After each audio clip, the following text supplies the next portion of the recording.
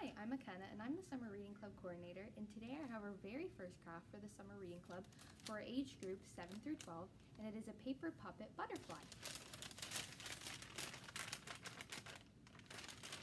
So, when you come to pick up your puppet butterfly, you will get a butterfly body.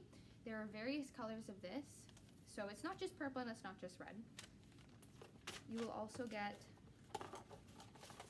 2 paper doilies for the wings, a little container of glue, a container of paint. Everybody has one color just due to limited quantities, a paintbrush, and then a little baggie which has googly eyes, a pom-pom, and then your antennae.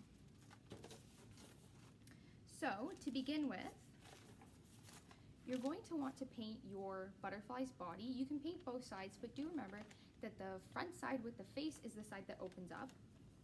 And you can use your pom-pom to give your butterfly circles like I did, or your paintbrush to give it some stripes or some lines or some really cool designs. And then you're also going to want to paint your doilies. The same thing, you can paint both sides. Just make sure that the front side that you're going to use for the wings has color. And then you can add a face to it. You can use black crayons or markers to do this, and then some eyes. And you're going to have googly eyes and glue them on. And I added eyebrows to my butterfly, but you could also add a nose or a smiling mouth or a tongue. And then afterwards, you're going to want to glue on the antennae.